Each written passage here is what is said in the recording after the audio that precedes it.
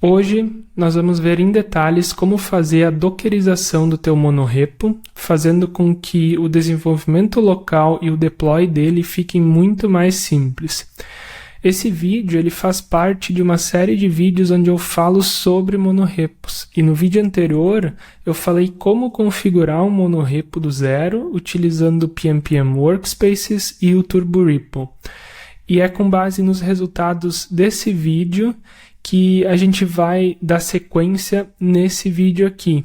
Então, se tu curte esse tipo de vídeo, já deixa teu like e se inscreve aqui no canal.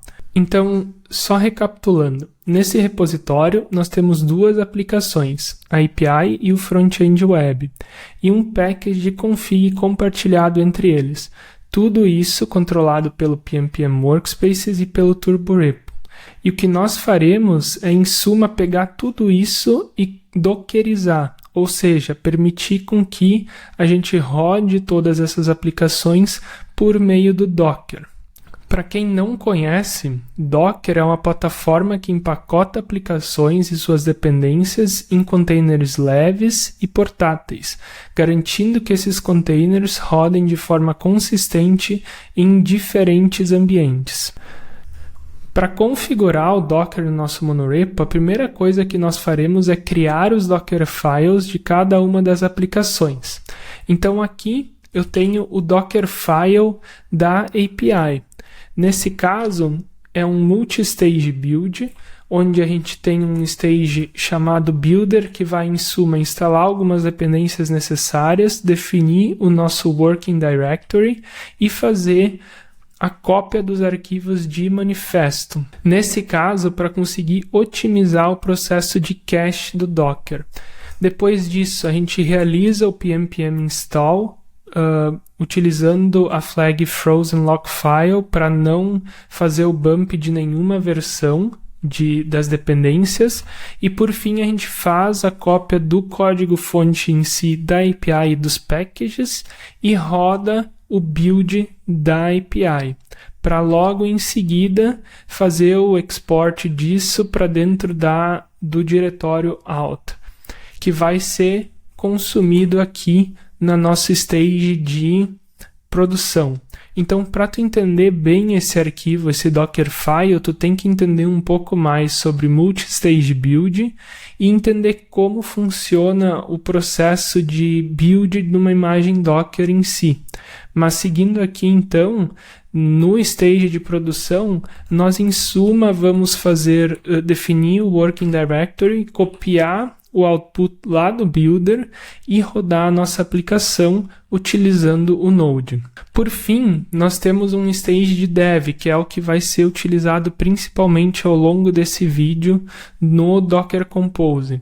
Esse stage ele é bem mais simples, ele basicamente faz a instalação de algumas dependências e define o working directory e roda a nossa aplicação em modo de desenvolvimento, nesse caso utilizando o TurboRepo.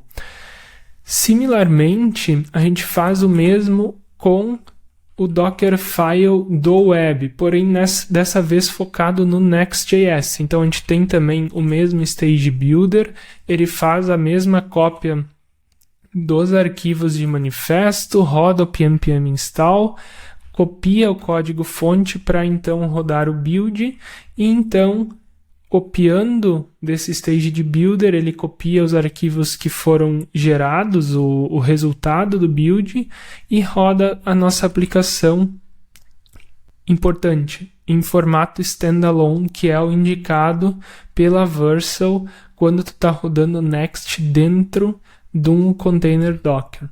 Por fim, a gente tem também o stage de dev aqui com hot reloading, que vai, em suma, fazer a instalação de algumas dependências, definir o working directory e rodar o comando de start dev para web. Então esses são os Docker Files das nossas duas aplicações. Ambos seguem o mesmo padrão, mais ou menos, porém cada um deles adaptado para a realidade de cada aplicação. Agora nós vamos falar sobre o Docker Compose e por que ele é necessário nesse setup. Então, se nós formos ver aqui o nosso Docker Compose, a principal função desse Docker Compose é padronizar todo o ambiente de desenvolvimento do monorepo e garantir que tudo vai subir na ordem correta, sem depender do que cada pessoa tem instalado na sua máquina. Com ele, a gente consegue subir a API, a web, com um único comando de forma bastante previsível. Então, tudo começa aqui no nosso setup. O setup é um container que existe para uma única coisa, rodar o pnpm install. Ele usa uma imagem de CLI, monta o repositório como volume e executa a instalação das dependências uma única vez. Isso vai evitar, por exemplo, que cada serviço precise instalar as dependências por conta própria e garante que todo mundo esteja usando exatamente o mesmo conjunto de pacotes. E é aqui que entra o nosso Dockerfile CLI. Acessando esse arquivo, a gente vai ver que ele é uma imagem com base na imagem do Node, com pnpm já instalado e além de algumas ferramentas essenciais como Git e curl. Essa imagem ela não é feita para rodar a aplicação em si, mas para servir como um ambiente de trabalho padronizado pro monorepo. Então, tanto o setup quanto o workspace, que a gente já vai ver, usam essa mesma imagem, garantindo que comandos de CLI sempre rodem no mesmo ambiente, independente da máquina do desenvolvedor ou do ambiente em que nós estejamos inseridos. Voltando aqui no nosso Docker Compose, o próximo container é o container de Workspace. Ele também usa o Dockerfile CLI, como a gente pode ver aqui, e depende diretamente do setup para ficar rodando de forma ociosa. A ideia aqui é ter um container sempre ativo com o monorepo montado e as dependências já instaladas. Isso facilita questões como debugging, execução de comandos manuais e cria um ponto comum de referência para o ambiente de desenvolvimento. Então aqui a gente tem o volume montado e a gente tem esse comando que faz com que o nosso container fique rodando de forma indefinida. Então eu consigo acessar esse container para executar comandos como o linting, testes, entre outros comandos. Com o ambiente configurado, a gente vai então começar a subir os containers das aplicações. A API usa o Dockerfile, obviamente, aqui da API, que a gente acabou de ver, monta o código local para permitir o hot reload e expõe a porta da aplicação. Então, isso acontece por meio dos volumes e da diretriz ports. Ele só sobe depois que o setup terminou e o workspace já está ativo, garantindo então que as dependências já estejam instaladas. E o web, ele segue o mesmo padrão. Então, ele faz aqui o build do nosso Dockerfile do web, dando target aqui no dev. Ele depende também do nosso setup e ele faz a mesma montagem de volumes e exposição de portas, porém dessa vez na porta 3000. Por fim, todos esses serviços eles rodam dentro de uma mesma network, o que permite que eles se comuniquem pelo nome do serviço e mantenham um ambiente isolado do resto do sistema. No fim das contas, esse Docker Compose ele transforma um monorepo complexo em algo um pouco mais simples de utilizar. Um comando ele consegue, como o Docker Compose up -d, ou o Docker Compose Up, ele sobe tudo de uma vez, garantindo que a ordem das coisas está correta, reduzindo a inconsistência entre as máquinas e cria uma base um pouco mais sólida para o desenvolvimento. Então agora que a gente viu essa estrutura base montada, eu acho que é legal a gente ver na prática por que integrar o Docker com o monorepo facilita tanto o nosso dia a dia. O primeiro e mais óbvio exemplo é subir todo o nosso ambiente de desenvolvimento.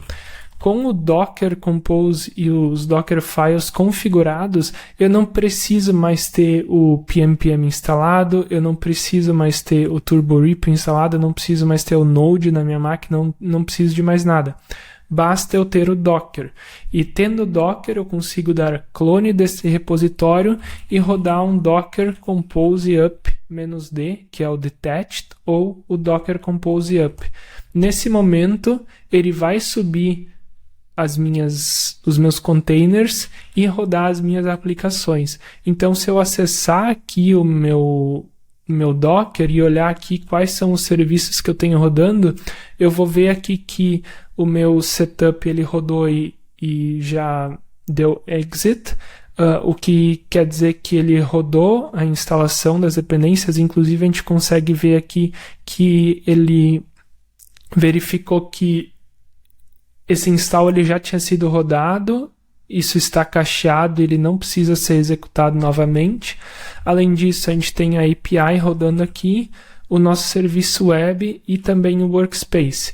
Então, se eu acessar aqui localhost 3001 ou localhost 3000, as minhas duas aplicações elas vão estar rodando aqui, inclusive com hot reload. Então, se eu pesquisar aqui por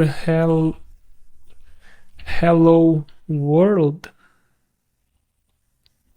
e mudar isso aqui para, sei lá, 3 exclamações, der um salvar e chamar esse endpoint de novo, vocês poderão ver que isso aqui retornou o nosso novo conteúdo. Perfeito?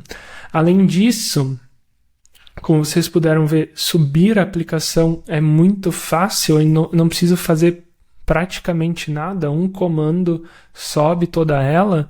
Se eu rodar um docker exec -it workspace sh, isso significa que eu quero acessar o shell do meu container workspace. Então agora todos os comandos que eu executar serão executados dentro do workspace. Deixa eu dar um clear aqui. Isso é importante porque a gente garante que, por exemplo, a minha máquina é um MacBook, porém, a minha aplicação ela teve suas dependências instaladas dentro de um Linux containerizado, nesse caso, mas continua sendo um Linux. Então, pode ser que algumas dependências tenham, em tempo de instalação, sejam compiladas para uma arquitetura diferente, o que pode acabar gerando conflitos. Então, é interessante que todos os comandos, apesar de que eles possam ser executados fora do container, eles sejam executados dentro de um container Docker, para manter a padronização dentro da minha aplicação. Então, acessando o nosso workspace, daqui em diante eu posso rodar todo e qualquer tipo de comando que eu rodaria normalmente no meu monorepo. Então, pnpm turbo lint, por exemplo. Rodei o lint para toda a minha aplicação. pnpm turbo lint --filter igual web. Errei aqui no filter. Filter igual web. Rodei o lint apenas para web. E a gente pode ver aqui, né, uma das vantagens, então ele está rodando o build do config, por exemplo. Enfim, essa é mais uma das vantagens do Docker. Ele vai evitar com que aquele tipo de coisa onde um setup funciona na máquina de um desenvolvedor e não funciona na máquina de outro desenvolvedor. Esse tipo de coisa para de acontecer. Então, para fechar, o principal objetivo dessa dockerização, como eu falei, não é só rodar a aplicação em containers, mas simplificar a vida de quem desenvolve e de quem vai ser responsável por fazer o deploy dessa aplicação depois. Com essa abordagem, a gente consegue padronizar o ambiente de desenvolvimento, reduzir problemas de, como eu falei, funciona na minha máquina, facilitar o onboarding de novas pessoas, inclusive, ter builds e deploys mais previsíveis e manter a API, web e, enfim, os packages ali funcionando todos juntos de forma bastante consistente e previsível. No fim das contas, o Docker ele vira quase que uma cola que conecta o monorepo como inteiro e o desenvolvimento local fica bastante simplificado nesse sentido.